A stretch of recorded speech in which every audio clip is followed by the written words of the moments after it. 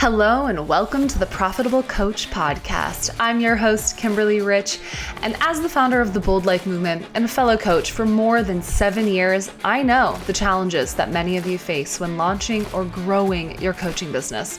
And I'm here to pull back the curtain on the coaching industry and help you overcome roadblocks to make the impact you were born to make. Each week, I'll be interviewing successful coaches from every corner of the industry to share exactly how they have managed to generate massive impact and income. From strategy to psychology, we cover it all.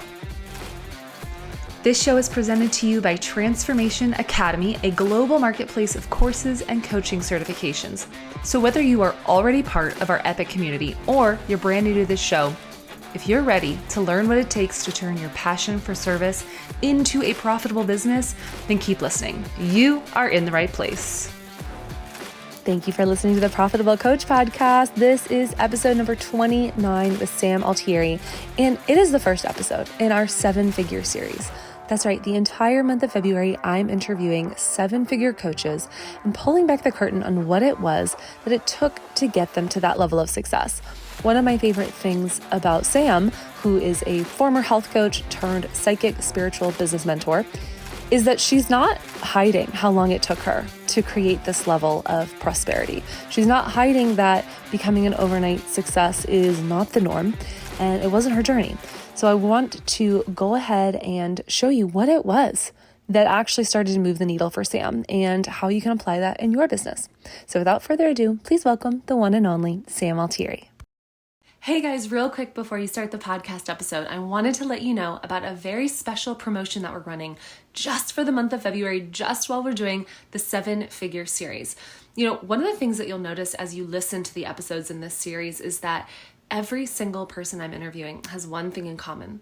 It's their ability to master their mindset. It's their ability to shift their beliefs around abundance, around what's possible for them, and around what it takes to really bring that to life. So in the spirit of helping you to become a master of your mindset, we wanted to offer you a 50% discount on any of our mindset certification courses. So if you want to take advantage, head to theprofitablecoach.com/mindset and grab your discounted certification now. And with that, enjoy the episode. Hello, welcome back to the Profitable Coach Podcast. Join with me today is the one and only Sam Altieri. How are you, Sam? I'm doing great. How are you? I'm amazing. I'm really, really excited for this series. I came upon your mission, your business, your beautiful face in a mastermind that we're both a part of. And I was like, I want her to come on the Profitable Coach and share her journey because I feel like you have such an authentic and transparent spirit about you. Thanks. Yeah, it's fun. I mean, I have definitely, it's been a journey, as any entrepreneur will tell you. But I do love having a good time and showing other people what's possible and just being like, let's go, baby, let's do it. So take us back to the beginning. I think that one of the things that stood out to me when I was listening to your podcast, which feel free to plug, it's a great show, was that you weren't like an overnight success, which I think a lot of people paint themselves as in this digital age. And so you really pull back the curtain in your own show around like what it took. You know, it took a few years. It took trials and tribulations. So take me back to the beginning and what led you to coaching initially?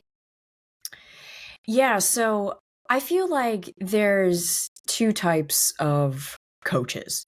There's one that's like, I'm going to be a coach, and they maybe do a coaching certification and they grow a business, and it's kind of this like, yep, I'm going to do this, and then I'm going to do this, and then I'm going to do this. And it's almost like maybe not a perfectly linear process, but it's definitely like, yep, I know I want this and this and this. For me, that is literally the opposite of my journey. My journey was like, I just know that I don't want this. And so I am just going to follow the thing that lights me up. So like, long story short, I went to undergrad and grad school for architecture because I loved design, and I really like had it in my heart that I wanted to help people by like building schools in third world countries. That was like my big dream, because I love to travel, and I just love culture, and I love like people and like really understanding them. And so I did the grad school thing. I got out, got a job, and I was just like, fuck me.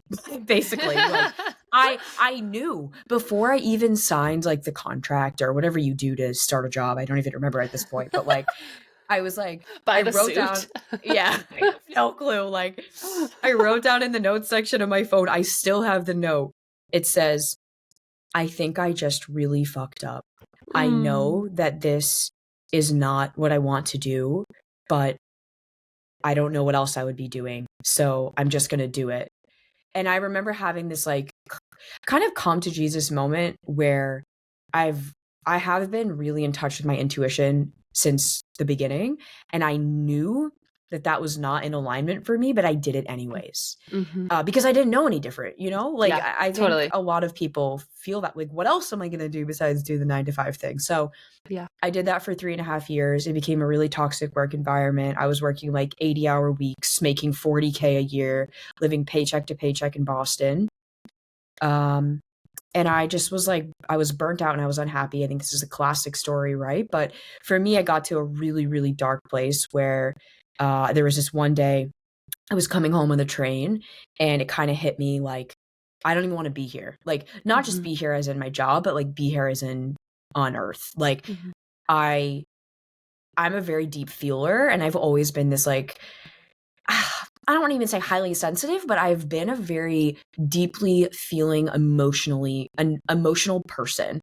And growing up, that's something that I always just like shoved down, and I made it wrong. And I remember feeling the depths of my pain, walking home, looking at the train tracks, about to take the train back home, and being like, I can't fucking do this anymore. I can't do this anymore.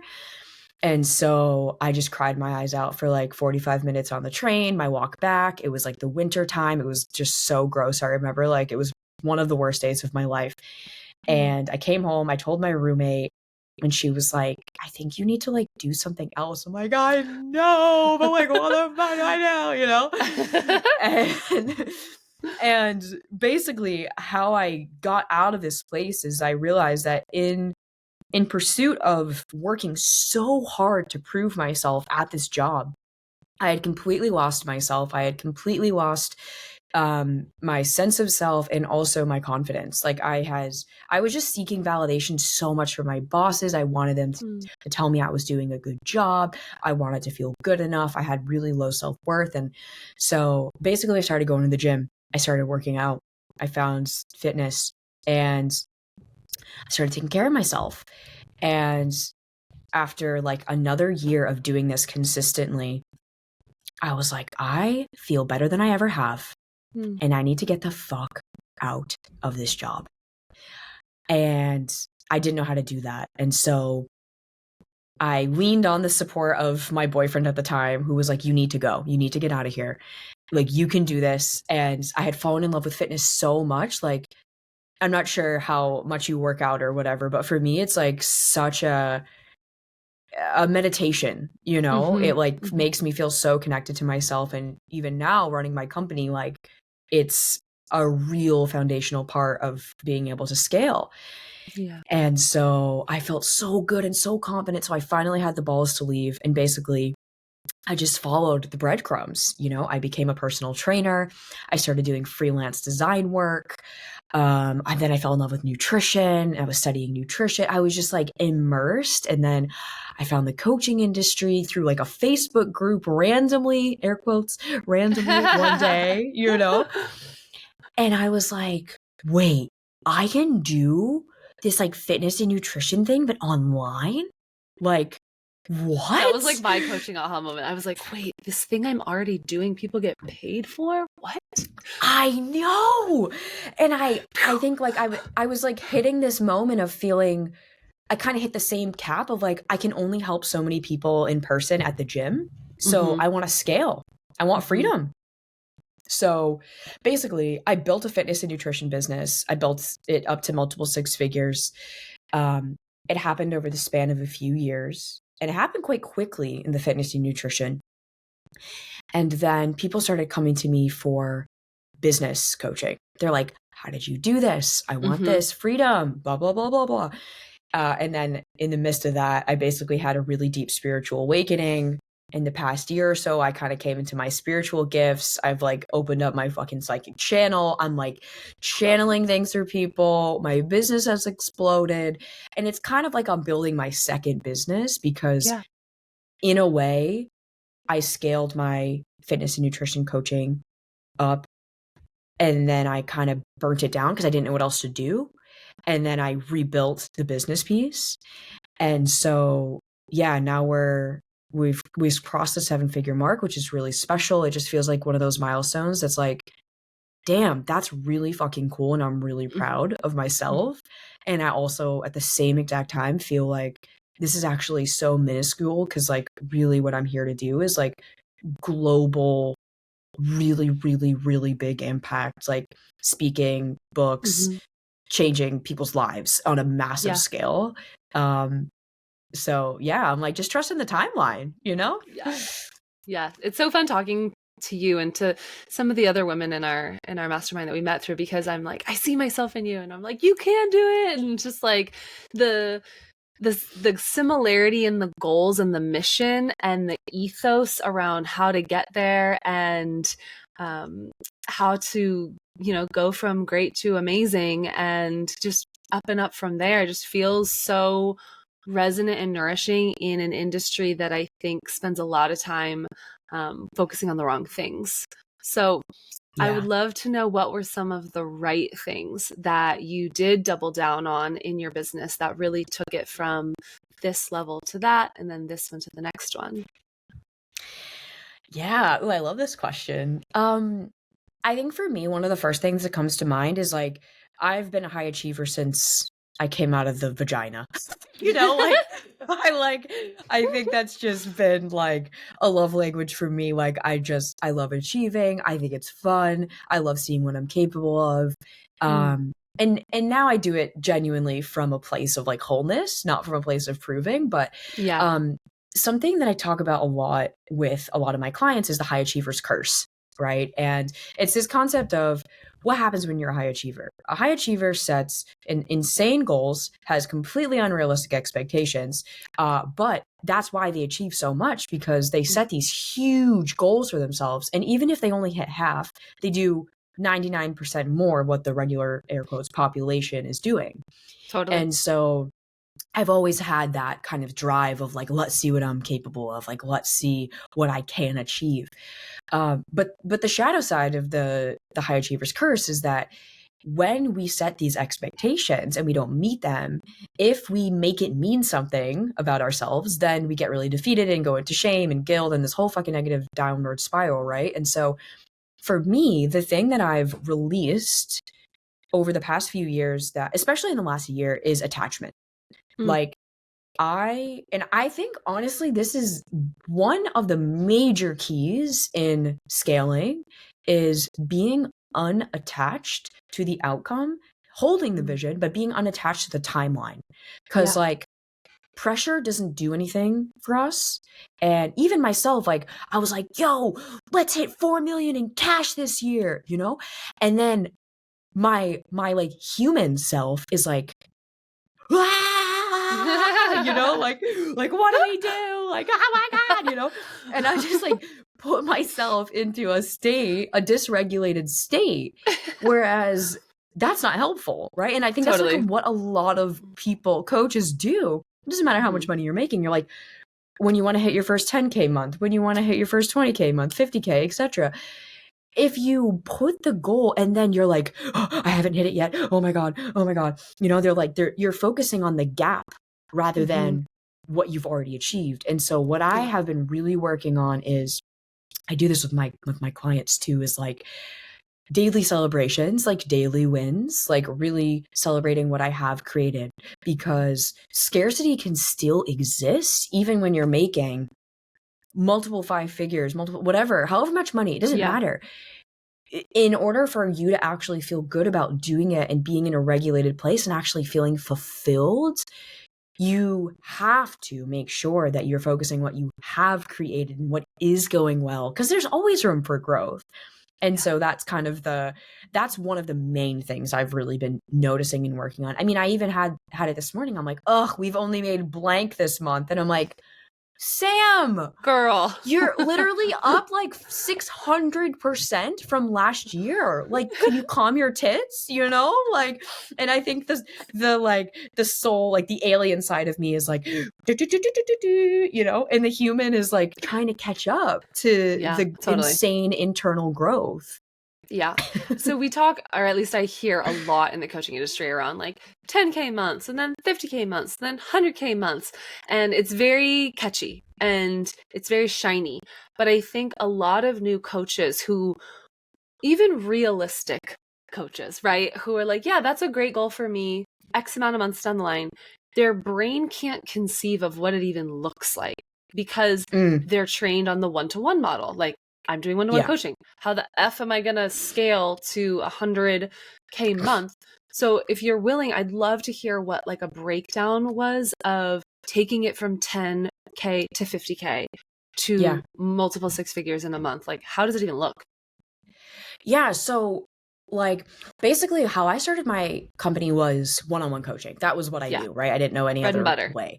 Yeah. And I think that I know I have a few friends who didn't start that way. They started with a group model, and which I'll talk about for everyone listening. But like, I personally am of the belief that when you're starting your coaching business, starting one-on-one is the lowest barrier to entry, is the easiest on the nervous system. You can handle it. It's just one person. It's one conversation. You know, the second that you have a group, it's not just about, oh, there's more people. There's dynamics. There's the energy of space holding. There's navigating multiple perspectives. Like, it's holding down a whole space, right? And so I don't recommend that at the start, especially if you've never run a company before, if you've never held massive amounts of space before. It's an art. It really is. So I did one-on-one for the first, maybe for the first like 2.5 years of my business. And I scaled that to multiple six figures. Now, I didn't know, this feels like hilarious to me, but I did not know that business coaching was a thing. I didn't know anything. I had no clue what was possible for me, like, at all. It's hilarious.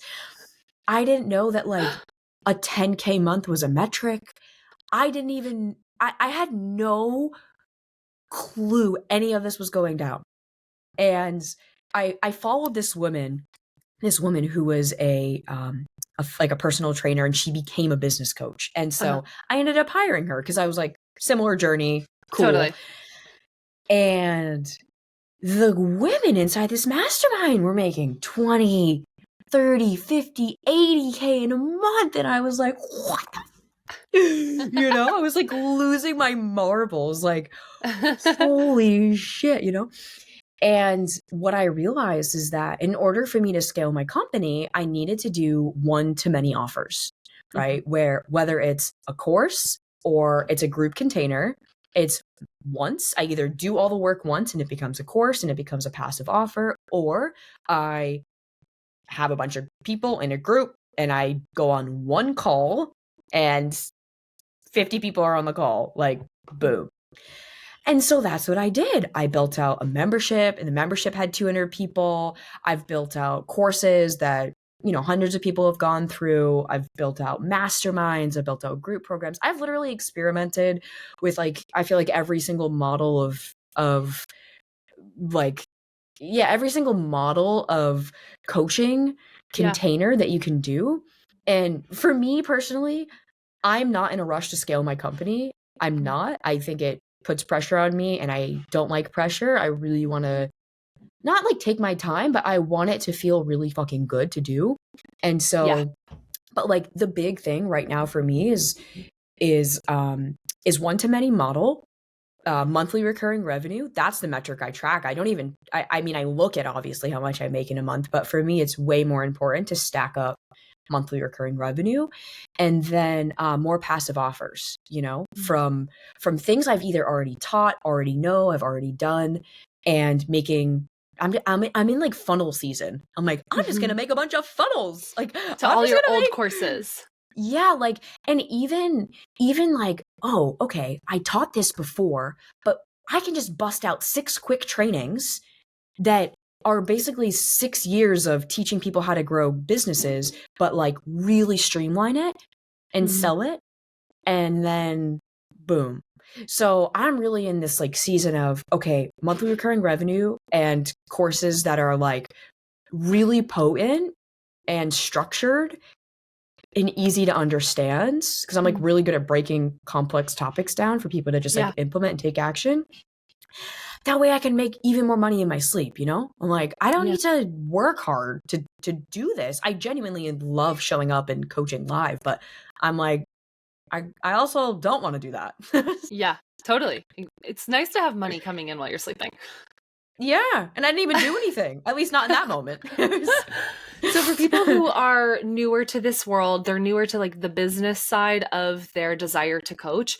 Can you elaborate on what you mean by monthly recurring revenue and what that might look like for a new coach who's not quite sure? Yeah. So when I first started, I was doing one-on-one, and the way that I structured my one-on-one, I was doing like fitness and nutrition and like mindset, is I would do a 3-month minimum package, right? And I think at the time it was like, when I first started, it was like $100 a month. And then I scaled it and it went up in price, but 3-month package. And the way that it worked is you sign up for the 3 months. And then after that, it was a month to month rolling continuity, basically. And they had to give me 30 days notice to cancel. And I scaled that business to like 50 clients. And it didn't really take that much time out of me. But what I had coming in the door is knowing every month I have 50 people paying me $400 a month, or whatever the amount was. That adds up, you know? Yeah. And so I could predict that, oh, cool, I have at least, you know, whatever that's $15,000 every month coming in over and over and over and over and over and over and over again. And even if someone cancels, that's only $300 that I'm, air quotes, like missing out on from one person, and I can fill that spot. So I adopted this model, and eventually I was like, okay, I'm doing way too many calls, so I'm going to take all these clients and put them into one big group and do 1 call a month. And I still had the same amount of recurring monthly income. They didn't give you crap for no, because I just positioned it as like, this is going to be better. And like, I would say not everyone continued. I would say about 80% of people continued. But I was like, look, if you want to stick with me one-on-one, I'm doubling my prices. If you want to continue, the group is going to be amazing. It's going to be so supportive. I'm going to be dropping extra resource. And I actually genuinely do believe that in most scenarios, the group container for most industries, except if you're scaling high level businesses, like if you're, you know, multiple 6 and 7 figure and you just want potent, like your thing is time, right? Proximity. You just want the answer fast, right? Then group is so amazing because the group members bounce ideas off each other and they help each other. And it also dissolves shame, which shame prevents clients from getting results. And so what we want to do as coaches is create more safety in the container to hold the people so that shame can dissolve. Because when people feel ashamed of their progress or ashamed of themselves or ashamed of results, they don't take action and then they don't get results. And so we want to create a safe space for people to come and ask questions, to get support.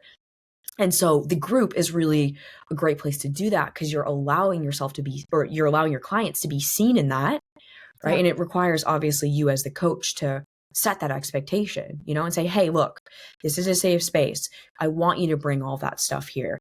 It's safe. We're going to move through it, blah, blah, blah, blah, blah, you know? And, you know, oftentimes your group ends up helping each other. So it makes your life easier, but I also think it creates a better client experience. One of the things that I'm seeing as like a theme is this idea of having reach, and this idea of needing to have a certain level of reach to fill these containers, to have so many people who are paying monthly to be in the container with you, right? So I'm curious, what were some of the ways that you did increase your reach when you were trying to like add leads to your funnel? Yeah. So This is so funny because like when you said that, like add leads to my funnel, I'm like, dude, I have literally never thought of. I've never said that sentence to myself. Like, we gotta add leads to our funnel. I've been in a mastermind with Shoshana's fiance for years, so forgive me for having the ClickFunnels verbiage in my brain. That is so funny. That is so. I mean, that's what it is, right? But I think because I am so impact driven, and I really do think of humans before sales. Like, I'm like, oh, okay, I want to help more people. Like, I want to have more people in my space. Like, I want to grow this. I don't think of it that way, but it's the same thing, right? Like, so my strategy is this. I've grown my Instagram to 40 something thousand, and my podcast I think is I don't even know where we are in terms of listenership, but the podcast has grown a lot. And I think the podcast has been responsible for about, I want to say like at least 75% of the business revenue. Like it is a really, really, really high conversion. And I think there's a few reasons for that. One is I get really vulnerable and I really share everything and I'm really authentic. And so people are drawn to that, you know? Yeah. I'm not trying to be someone I'm not, and I am myself. So I think there's that piece. And then same with Instagram. I grew my platform through kind of mostly educational content when I was starting in fitness. And so my shit went viral. I got featured on Yahoo and Pop Sugar and all these other, you know, front facing publications and stuff. And honestly, it's because I just wanted to give value. Like I really just wanted to create content, help people. And I created content that kind of went viral and went shareable. And so it's kind of what I teach my students too, of like how to create good content and like how to be yourself. Like, I know it sounds so simple, but like, I think there's a huge gap between people being like, I can be myself in person, but how do I be myself online? You know? And so I do bridge the gap for my clients on that. But I would say, podcast and really creating valuable content that isn't fluff, that isn't just BS, that's like actually value, and sharing your story, you know, sharing your story is everything. I've talked about my story from overcoming binge eating, overcoming suicidal thoughts, overcoming debt, you know, paying off 30K of credit card debt, like all this stuff. And that's what people get drawn to. They're like, whoa, you've created such big transformation. And I'm like, that's my story. Right, exactly. Totally. And they like my energy. You know, I think energy is a huge thing. Like, I think you can make all the content in the world, but if your energy sucks, well, no one wants to buy coaching from unhappy people. Well, and I think that it lends to the idea that you want people who like you. So just be you. Like, don't try and be someone that you think everyone's going to like, because A, that's not a thing. B, you'll end up confusing people and yourself. You won't know how or what to create or why. And so the more you that you can be, the easier it's all going to flow in. For sure. I think something that, you know, you introduced me at the beginning, right? But like ever since kind of uncovering my spiritual gifts and like owning that like I can channel for people and I know things and I can see visions for my clients and all this stuff, like doing this like deep transformational work. I mean, I host retreats too, and like we do a lot of like somatic healing and like deep shit. Like bringing that forward and owning that, like, yo, I'm into like aliens and like weird shit, you know? And like I love my girl. Yeah, like I like vibes are like I do things for the vibe, you know? Like there's like something to be said about, I think a lot of coaches are very tapped into this, and sometimes they forget that when they're not in their authenticity, people can feel it, even if it's on a subconscious level. So it's about actually taking off all the masks and all the filters and being so fucking unhinged on the internet, not trying to be this like professional, like la da da, but like really being yourself, and like whatever that looks like, you know, that's going to evolve. Cause like the version of me that started my fitness coaching business was very like, hey guys, like today I had breakfast and like these are the macros, and like now I would like, that was really cute, but that was me then. Bless I would never you. do And that you're now. like learning. Yeah. Right. But like people love that, and that's because that was me then, you know? And I've evolved and changed, and now that feels like I don't want to say that. And no, like, no. Yeah. So just giving yourself permission to change and like let your Yes. expression change and let your evolution change. And I've pivoted like 15 times, but it's really just a bigger expansion of the work. Totally. I mean, I resonate with this so fully because I think that part of my own journey under the umbrella of the Bold Life movement was stepping out, being bold, being totally embodied, having clients come in, and then having shit happen in my life that I used as an excuse to not be the embodiment, not at least publicly, visibly, and to kind of pull back, which was then just like a really easy downward spiral into like not being bold, doing it, but not sharing it. And so now being in this place, literally launching, I don't know when this will air, but like a week or two ago, relaunching the Bold Life movement and recognizing that when I am in integrity and authenticity with what is like truly Kim, everything just feels easy. Even if it's overwhelming, it's like kind of fun overwhelming because it's like good. Overwhelm. Totally. Yeah. It's so true. And I think like it's about finding that place and like allowing yourself to flow in and out of it and know when you're in it and ride it and know that you're going to come out of it and it's okay. And like just navigating it. 'Cause like entrepreneurship, building a coaching business is a spiritual journey, It's you will never, ever, ever actively choose to do this much inner work, this much shadow work, this much healing work, because why would you ever? But why would you choose that? You like what? To. I know, but it does force you in a way, and it's beautiful because I'm so stoked at who I've become. I'm like, if my old me could see me now, she would be like, damn, son, totally. You are fucking fly. So what were some of the things that you had to move through to embrace the current Sam? Oh, man. Do we have like 2 hours? Like, we'll have to do a long form over on the Bold Life movement. Dude, oh my God. I'm going to be real. I had so much shit. Like, oh, you and me both. Like, girl. Yeah, I was talking to my friend Melaine about this the other day. I was like, what holds like 99% of entrepreneurs back is nothing to do with business. It's their fucking childhood shit, It's hilarious. Like all the patterns, codependency, their mom never gave them their fucking emotional needs, like, which I laugh about it now, but that's like actually the stuff I've been moving through, right? It's me feeling like I was never chosen, me feeling like I was never validated, me feeling like I was never good enough, me having to abandon myself to get approval from others or fit in. Codependency was a huge one. Codependency with my clients and codependency with my partner. A really unhealthy relationship with money, avoidant attachment, anxious attachment. I mean, the list goes on and on and on.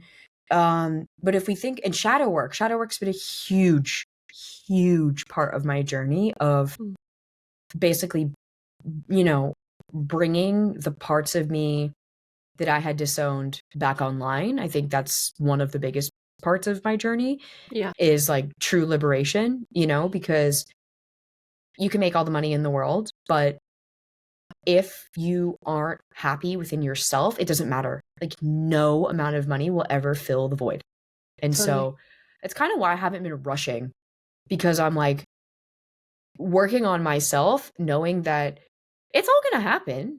Yeah. Like there's literally no rush. Like, yeah, do I want to like fucking make $1 million in a month? Sure. But like not at the expense of my fulfillment and not at the expense of my sleep and not at the expense of, all the other things. Cause that's not okay. Like I have certain standards that I'm just not available to do certain things for success, Yeah, for sure.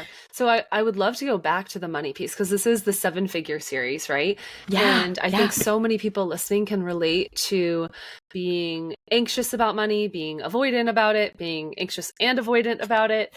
And, they can only take so many money manifestation courses, etc. So I'm curious, like, what actually were some of the things that you did to help shift your relationship with finances and abundance? Yeah. So I have been studying money for, I think, probably like 5 years now. And I feel like I can reduce it down into like three main pieces for people, because I have ADHD, and I think the way that I learn is like, okay, I need to see it kind of visually, and I need it broken down into like really practical, like, okay, yeah, I can understand that. I can get down with that. A lot of money stuff is taught very conceptually, Abstract. Yeah. yes. And I'm like, what are we talking about? Money fairies? Like, I don't know. So I think there's three pieces. There's one, the ability to create money, right? Two, the ability to hold money, right? And then three is releasing money or spending money. And so most people have a easy time releasing money, and they don't have the capacity to, like, sure, we can teach people through business how to create more money, but actually what's missing for most people is the ability to hold money and actually feel safe with money. And that's where money gets all wild, right? So if you think about it, like, at its core, money is just numbers. There's money coming in and there's money going out, and you know what those numbers are. And so when some people are like, why do I not have enough money to pay the bills? It's like, because the numbers are wrong, right? Like, it's just right. Exactly. It's like, it's just a math thing. But the reason why the math thing is happening is because there's a belief underneath that says, I never have enough money, right? Or I spend all my money, or I just have enough money. And so, like, if you want to know what you're telling yourself in your subconscious or what's in your unconscious mind, take a look at your reality. If you have a lot of money in your bank account, you likely have a belief system that says, I always make more money than I release. I know how to save money. I can hold money. I feel safe with money. But if someone, comes to me and they have no savings and they have a shit ton of credit card debt and they're feeling kind of victim to money, what I would assume is that they have a belief system that's like, I never have enough. I don't trust myself with money. Or maybe they avoid looking at their money. Like, they don't actually know what's coming in and what's going out. And so they're kind of just feeling a little bit out of control with money. So what I would suggest, like, in a practical level, is number one, write a letter to money and tell money how you feel. This is one of the most powerful exercises you can do. Write a letter to money, tell money how you feel, and then write a letter back to yourself from money. Oh, I love this. Being like, hey, I understand how you're feeling, but also, like, you've neglected me. You don't even open your bank account, like, or like, thanks so much for, like, I don't know what the situation is, but go back and forth until you get to a resolution of love. The goal is to love money, right? Money is a neutral resource. It's just what we use to exchange goods. It's not good. It's not bad. It doesn't make you evil. It doesn't make you greedy. These are all conditioning that we get to rid ourselves of, right? There's a lot of programming around it. Just knowing that it's neutral. The second thing is actually just looking at your numbers, like, especially as a CEO of a company, I don't care if you haven't started your business or not, just start doing it. And I will say, I didn't do this until, like, this is, like, so funny to me that I've made as much money as I have. I don't recommend doing what I did, but I really avoided my numbers. I didn't even know I had made my first 6 figures until tax season the next year, when my accountant told me. I was so just focused on running my business. Yeah. I didn't have a relationship with money at all. I wasn't taught how to save. I wasn't taught how to make money. I wasn't taught how to hold money. I wasn't taught any of this. And it's really just about I'm really, really, really passionate about financial liberation, financial literacy, and also the energetics of money too, because there's so much of the belief system work that we get to repair and create new, so that we can be living in a world of actual abundance not just internal abundance too, but financial overflow. Like I'm really passionate about money. I love money. I love helping my clients make more money and have more money and hold more money. But it really does start with the inner workings. Yeah. Yeah. I mean, because ultimately, what does money mean for someone? It means freedom, choice. Yeah. And the ability to have choice for yourself and your family, it's worth taking a look at the numbers. Yeah. I think the other thing I feel called to say is I've recently reclaimed, or not even reclaimed, but I've recently been like kind of coined this term of like the hot rich bitch. And I think these are 3 words that most women have a shadow around, where they're like, I don't want to admit that I want to be hot. I don't want to admit that I want to be rich. And I don't want to admit that sometimes I am a bitch, you know? Like, and so, and we play around with this inside of my, my program called The Current, because we have like this channel in there that's like everyone just like stepping into their highest self. Like, what does it look like to be the woman who's like putting herself first, like getting in control of her financial situation, like creating X, Y, and Z, like doing the things, you know, thriving, and knowing that it's a journey and it takes time. It's going to be messy and you're going to move through it and it's okay. But like a lot of this is a big collective shadow for the like population of people thinking money is bad, or people that have money are greedy or evil. I mean, I was totally taught that, you know, like, oh, like they're just like selfish, or like, oh, like look at them, you know, and who they think they are. And realizing that when I heard those comments, it was just envy, you know? And so now just owning, like, I think everyone wants a lot of money. They just might not admit it. And it's like when you can make peace with that and just realize like you do want to make a lot of money, but you can do it from a place of integrity. You could be a good person, you know? Like I'm a very deeply spiritual, tapped in person, and I truly believe my soul is here to be wildly fucking wealthy and create millions and millions and millions of dollars and create so much impact. And like I think that's why all my clients are drawn to me too. Exactly. Yeah, totally. You're a permission slip for what they may have felt too scared to admit in the past. And for sure, you know, it amplifies exactly who you are. So if you think you're a good person, money's not going to change that. You know, one of the things that I find really supportive, whenever I see a couple that's in love, I don't feel pangs of jealousy. I feel like I'm in love, witnessing their love. And I noticed at one point, I didn't have that same reaction when I saw someone who was wealthy. I felt a very different emotion. So it was like an active practice of getting to a place where I'm like, oh my God, your abundance makes me feel abundant. Like, I feel the experience of your luxury, your opulence, your love, your intimacy. Because really, it's just the same. If I believe that they are me out there anyway, and we're all cut from God's cloth, then like, I'm rich as fuck over there. Hell yeah. Yeah. You know what's interesting is as you're saying this, like, there's as I'm like really leaning more into the passive income, right? I noticed that I had a trigger come up for me around people that make a shit ton of money and don't work much. And I was like, high achiever curse. Oh, that's interesting. Exactly. It was a high achiever. I was like, oh my God. And then that was an invitation for me to not like make them wrong or a bad person, to be like, oh shit, I just got to get on my passive income game, you know? Yeah. And so it was like kind of cool.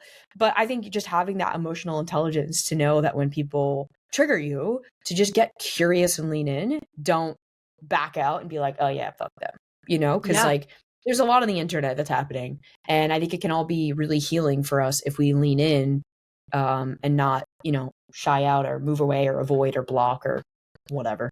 I mean, I told Shoshana when I first met her, which was in a social setting because of her fiance being a friend of mine, I was like, you triggered the out of me, because what I realized was she was embodying parts of myself that I had been hiding. And I wasn't stepping into them because I wasn't feeling worthy of it. Right. And then when I looked at the big picture, I was like, oh, the only difference is that she's literally just making invitations. I wasn't making invitations. You can't make money if you don't make invitations. So to all the coaches listening who are like, I don't have any clients coming in, are you inviting people to be your clients? Yeah. They can't come to the party if you don't tell them about the party. I mean, this is something that it's funny to me. Like, this is something I've done from day one of my business. I have had no problem.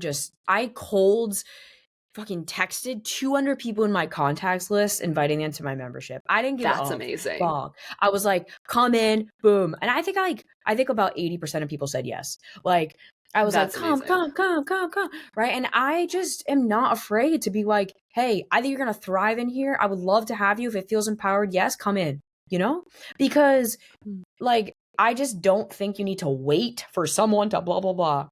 And at this point, honestly, in my career, like, I do it and I don't do it. Like, it's like I show up, I share, and then often what happens now at this point is people just flock to me. I don't actually do that much.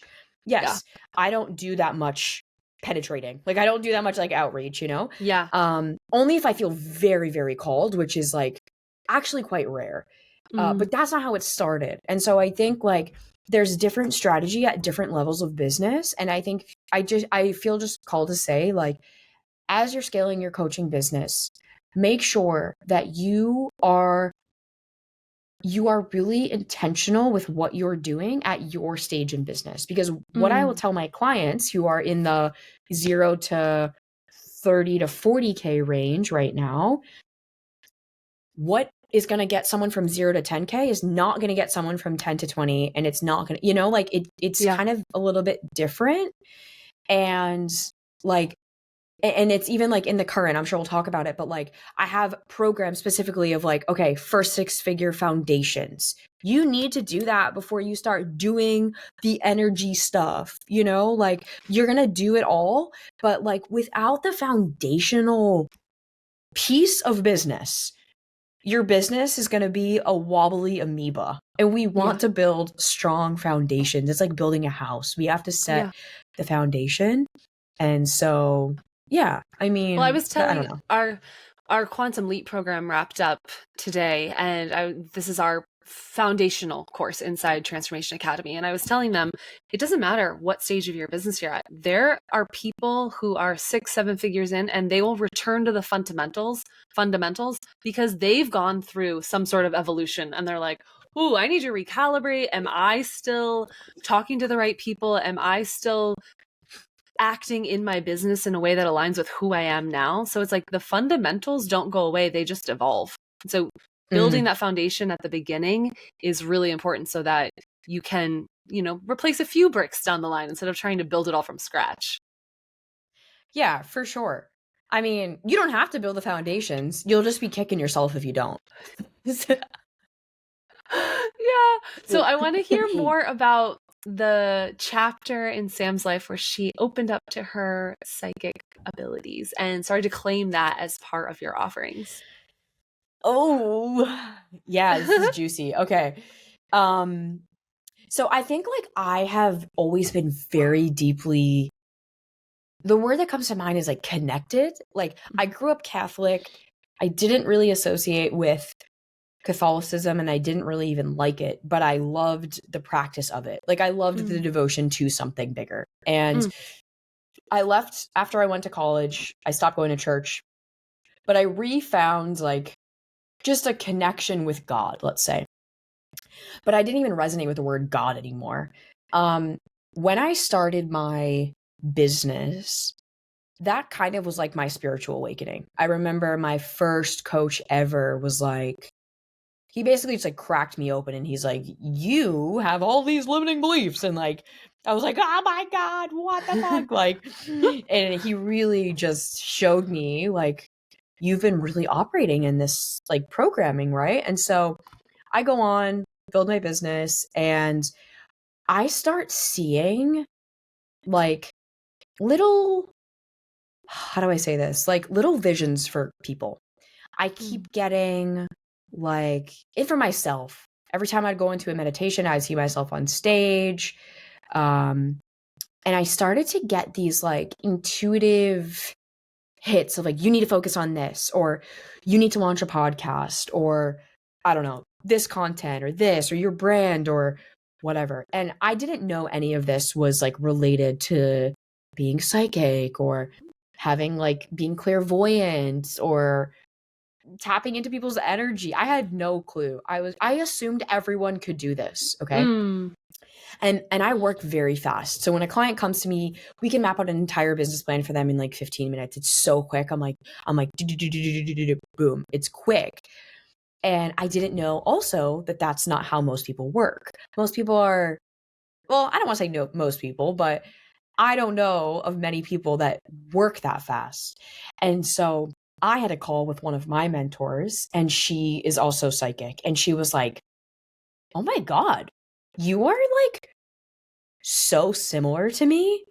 And she saw me, like really saw me. And I was like, oh my God. And so it was really like a combination of a lot of people reflecting back to me, like that I was here to be some sort of like spiritual messenger and teacher.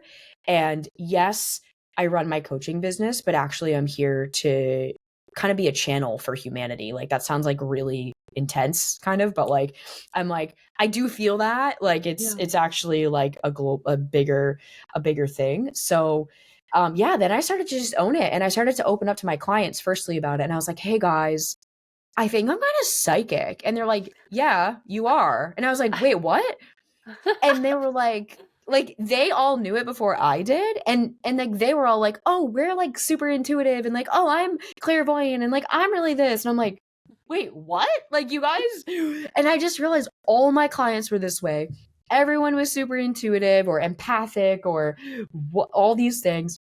And like the other day on my call, I was like, guys, I think I'm part alien. Like, I don't even know what's happening. Yeah, duh, Sam.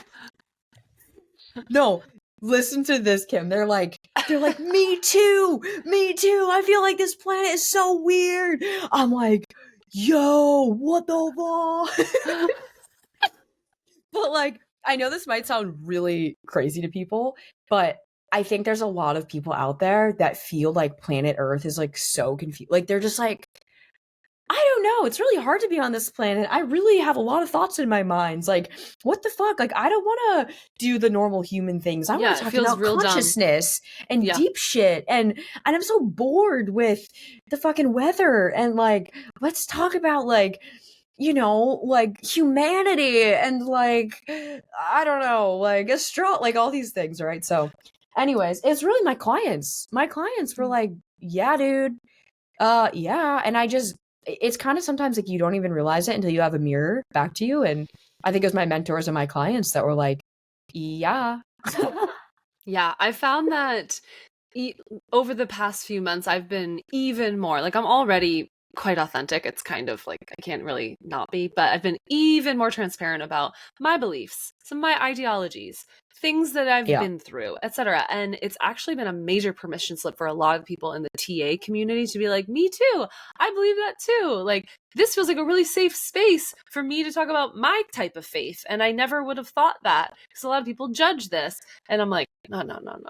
We're all in this together. No matter what you think, like, let's hear it. It's like a slogan I have with my spaces is like, your weird is welcome here, you know, like there's just like space for it all. And I think a lot of coaches like get into this work because they know there's something more, you know. There's like a depth that they're either craving or lacking in their life, and they want more.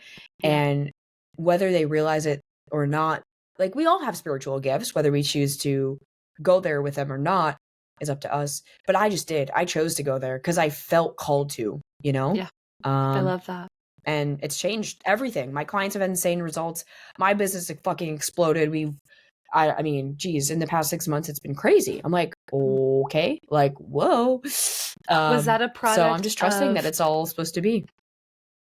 So I having listened to your podcast, I was like tracking the journey a little bit, and I'm curious what you attribute the quantum leap from the past few months to, whether it was claiming it and just raising your prices, or offering new things, or something else that I'm not even thinking of. Yeah, you know, It's not one thing. Never is. I've sat with this so much over the past few months because everyone's like, how did you do that? Like, how have you, for context for all the listeners, like basically 3x the business and like I haven't been doing more necessarily. So that's kind of weird. And so I'm like, what is it?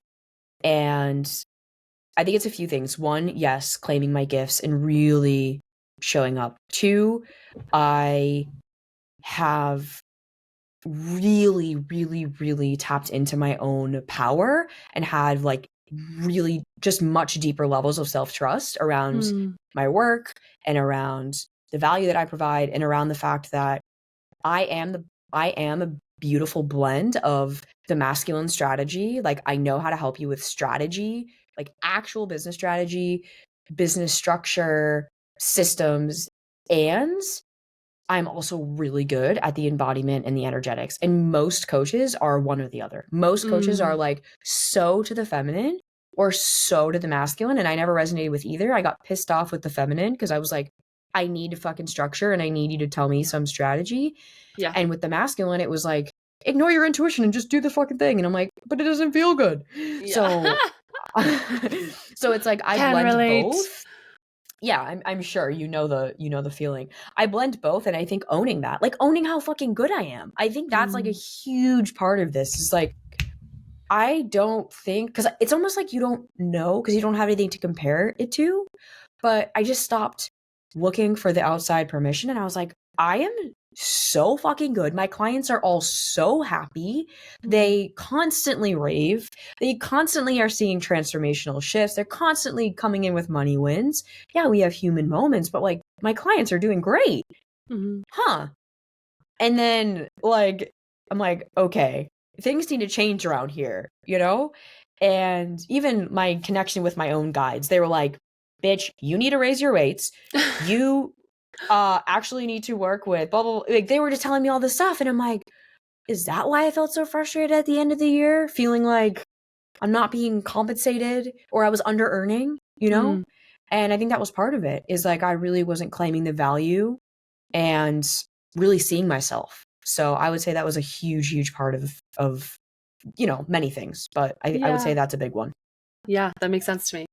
I'm curious what you wish you had known when you were first starting that our aspiring or newer coaches could benefit from. I wish I knew that communities of like-minded people existed because I felt so alone at the beginning of my journey and my friends didn't get it and I had nobody to talk to about it.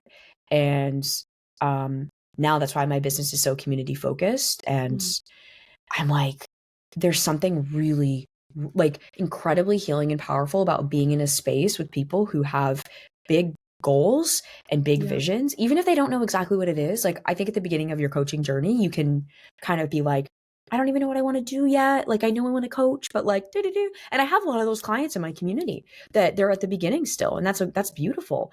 And it's like, they feel so empowered to go for it because they have the space to talk about it with people who get it.